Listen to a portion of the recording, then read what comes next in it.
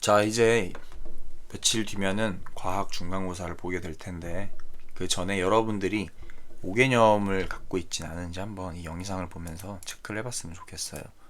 5개념이란 뭐냐면, 여러분들이 정확한 개념이 아니라 잘못된 개념을 갖고 있는데, 내가 잘 알고 있다 하고 착각하는 그런 개념들이에요. 뭔가 나 이해하고 있는 것 같은데? 라고 생각하지만 실제로는 잘못된 개념들을 5개념이라고 합니다. 여러분들이 어떤 걸 오해하고 있거나 착각하고 있는지 한번 영상 보면서 체크해 보시길 바래요. 내가 수업을 했을 때 우리 정촌중학교 학생들이 이런 부분들에서 5개념을 갖고 있구나 느낀 것들을 한번 쫙 모아봤는데, 자, 이렇게 총 크게 봤을 때 6가지가 있고, 각각 보면은 힘과 관련돼서 이렇게 2개, 그 다음에 무게와 질량, 그 다음에 탄성력, 마찰력, 부력, 이런 식으로 각각 거의 대부분의 내용에서 뭔가 잘못 이해하거나 오해하는 경우가 되게 많더라고요. 하나하나 구체적으로 봐볼게요. 자, 우선 첫 번째로 힘의 개념을 아예 잘못 이해하는 학생들이 되게 많아요. 내가 머릿속에 계속 잘 박아두라고 했던, 귀에 딱지가 않도록 얘기했던 게 뭐예요? 힘은 운동 상태를 변화시키는 원인이야. 뭐를 변화시킨다? 운동 상태를 변화시킨다는 거예요. 사실 이 말만 제대로 이해한다면 괜찮은데, 이 문장 자체가 이해하기가 쉽지가 않죠. 어떻게 잘못된 개념이 생기냐면, 물체는 힘이 가해진 방향으로 이동해. 시간이 지나면 힘이 빠져. 운동을 계속 하려면 힘이 계속 있어야 돼. 힘이 사라지면 멈출 거야. 힘은 물체 스스로 가질 수 있어. 뭐 이런 것들이 있는데, 이 중에서 뭔가 맞는 말 같은 게 있다? 그럼 지금 제대로 이해하고 있지 못한 겁니다. 힘에 대해서. 하나하나 봐볼게요. 자, 첫 번째로 물체는 힘이 가해진 방향으로 이동할 거야. 잘못된 말입니다. 왜? 물체에 힘을 가했을 때 그 방향으로 움직일 수도 있는데 꼭 그런 건 아니라는 거예요. 굉장히 많이 얘기했었죠. 무슨 말이냐면, 힘은 운동이 앞으로 이렇게 변할 거야. 속도가 이 방향으로 변할 거야. 라는 걸 알려주는 거지, 그 방향으로 바로 움직여! 라는 뜻이 아니라는 거예요. 예를 들면, 오른쪽 방향으로 이렇게 어떤 물체가, 공 같은 게 이렇게 오른쪽으로 움직이고 있을 때, 내가 얘를 윗방향으로 이렇게 힘을 가했다고 칩시다. 그럼 어떻게 돼요? 얘가 오른쪽으로 가던 운동을 멈추고 그냥 바로 위로 슉 이동해 버리나요? 그렇진 않아요. 어떻게 될까? 오른쪽으로 가던 이 속도 화살표가, 색깔을 좀 다르게 해볼까? 속도 화살표가 이 힘에 의해서 이렇게 꺾이게 되는 거예요. 방향이 변하는 거죠. 힘의 방향으로만 이동하는 게 아니라, 힘이라는 거는 이 속도 화살표를 움직이게 만드는 거다라고 했었어요. 즉, 만약에 원래 멈춰있던, 가만히 멈춰있던 공이라면 윗방향으로 힘을 가했을 때 원래 속도가 없었으니까, 그러니까 원래부터 속도가 없고 가만히 있었으면 이 힘의 방향으로 속도가 생겨나서, 지금 여러분들이 이해한 대로 힘의 방향으로 움직일 수도 있는데 항상 그렇다는 게 아니에요. 힘이라는 거는 너 무조건 그 방향으로 움직여가 아니라 속도를 그 방향으로 변하게 하겠다라는 거예요. 그래서 애초에 움직이고 있던 애들을 생각해 보면, 그 움직이고 있는 애의 속도 화살표를 이렇게 꺾이게 하거나 변하게 하는 게 힘인 거지, 힘 방향으로 무조건 움직여라는 뜻이 절대 아닙니다. 다음은 시간이 지났을 때 물체가 힘이 빠져 라고 생각하는 경우가 있어요. 자, 굉장히 아예 잘못된 거예요. 말이 안 돼요, 그냥. 왜냐면 힘이라는 거는 그런 에너지 같은, 막 우리가 일상에서 힘없어, 힘 넘친다, 힘난다 이렇게 말을 하다 보니까 힘을 무슨 에너지 같은 거라고 이해를 했는데, 그런 개념이 아니에요. 막 몸에서 힘이 빠져나갔어, 힘이 늘었어, 이런 거는 과학적으로는 아예 잘못된 말이에요. 뉴턴이 그런 식으로 정의 내리지 않았어요. 힘은 뉴턴이 정확하게 만들어낸 말입니다. 힘은 뭐다? 운동을 변하게 하는 원인인 거고, 시간이 지나면 물체가 힘이 빠진다? 이건 그냥 말 자체가 잘못된 거예요. 지금 뭐가 이상한지 모르겠다 하면은 선생님이 앞에 만들었던 힘 영상을 좀 다시 보고 오세요. 그냥 힘에 대해서 아예 이해를 못할 때 이런 말이 나오게 되는 거예요. 시간이 지나서 왜 자꾸 이렇게 생각하냐? 물체가 멈췄네? 너 힘이 빠졌구나. 뭐 사람도 아니고 힘이 쭉쭉쭉 빠지나요? 힘이란 거는 그렇게 막 줄어들고 늘어나고 이런 개념이 아니라, 힘은 물체가 운동이 변했네? 그럼 누가 얘에게 힘을 가했어 라고 얘기를 하는 게 옳은 대답이 돼야 되는 거예요. 그래서 시간이 지나서 물체가 왜 멈췄냐 하면은, 힘이라는 게 빠져서가 아니라, 공이, 물체가 이렇게 움직이다가 얘가 점점 느려져서 멈췄다. 그거는 얘의 속도를 느리게 하는 어떤 힘이 계속 가해져서, 즉 운동을 방해하는 힘이 가해져서 멈추게 된 겁니다. 그렇게 운동이 변하게 된 거예요. 움직이던 운동을 하다가 멈추는 운동으로 변하게 됐다. 이렇게 이해를 해야 되지, 힘이 빠졌다, 이거는 아예 잘못된 말입니다. 자, 다음으로는 운동을 계속하려면 힘이 계속 필요하다고 생각하는 사람이 있어요. 왜 이렇게 생각하냐? 바닥에 어떤 무거운 상자 같은 거를 여러분들이 마우스로 그림 그리기가 쉽지가 않아. 좀 비율이 이상한데 사람이에요. 다리고 이렇게 상자 같은 걸 이렇게 밀어본 경험이 있을 거야. 그때 이 상자를 밀 때 어땠어요? 내가 밀어줘야만 움직이고 내가 안 밀어주면 멈추잖아. 이런 경험 때문에 이 운동이라는 걸 하려면, 물체가 움직이려면 누군가 계속 힘을 가해줘야 되나봐 라고 생각하는 경우가 있는데, 굉장한 착각입니다. 이런 경험이 여러분들 헷갈리게 하는데 조금 자세히 생각해 볼 필요가 있어요. 무슨 말이냐면, 운동을 지속하는 것, 계속 운동을 할 수 있는 것과 힘이 존재하는 건 사실 아무 상관이 없습니다.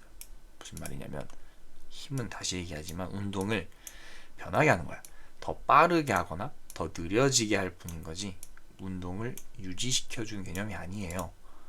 예를 들면 아까 얘기했던 바닥에 맞닿아 있는 물체를 이렇게 밀어서 움직일 때 내가 안 밀어주니까 멈추네. 역시 힘이 있어야만 움직여, 힘이 없어서 멈춰. 이렇게 해서 착각을 많이 하는데, 마찰력을 생각하지 않았던 거예요. 무슨 말이냐면,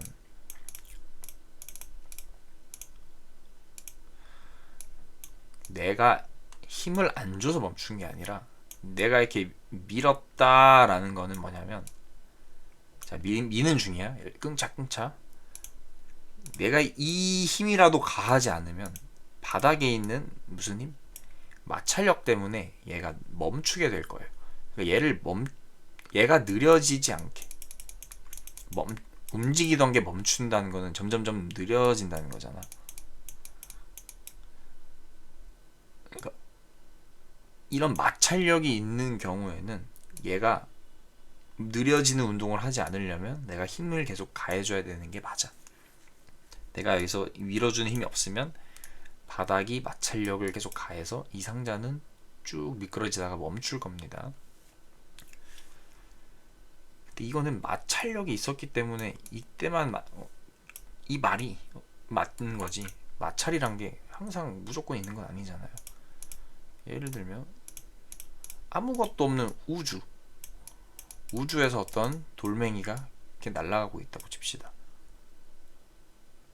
여기엔 마찰도 없고 공기 저항도 없고, 그냥 이 돌멩이는 어떻게 움직일 거냐? 그냥 하루 종일 우주에서 두둥실 그냥 똑같은 속도로 방향도 안 변하고 움직일 거란 말이에요. 그때 이 돌멩이에 어떤 힘이 있냐?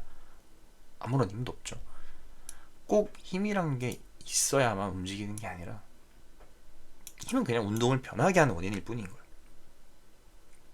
운동을 하게 하는 원인이 아니라 운동을 변하게 하는 원인인 거예요. 이 돌멩이가 움직이는 이유는, 옛날에 어떤 멈춰있던 돌멩이를 누가 때려줬나 보지. 근데 계속 때려줘야만 움직이나요? 아니요. 한 번 툭 쳐주기만 해도 계속 날아다닐 겁니다. 누군가 얘를 멈추게 하기 전까지. 그러니까 운동을 하려면 계속 누군가 밀어줘. 이거는 마찰이 있을 때는 이 말이 맞을 수도 있지만 항상 맞는 말은 아니라는 거예요. 자, 그 다음에 힘이 사라지면 물체는 멈출 거야 라는 생각. 이것도 아까랑 비슷한데, 물체가 멈췄다? 이것도 아까 내가 얘기한, 내가 상자를 마구마구 밀었는데 내가 손에서 상자에게서 손을 뗐어. 그럼 내가 밀어주는 힘이 사라져서 멈출 거야. 가 아니라 이것도 마찬가지로 마찰력을 고려하지 못한 거죠. 무슨 말이냐면 움직이는 상자가, 내가 밀던 상자가 손을 뗐을 때 멈추는 이유는 오히려 그 움직이던 물체를 멈추기 위해서 힘이 필요해요.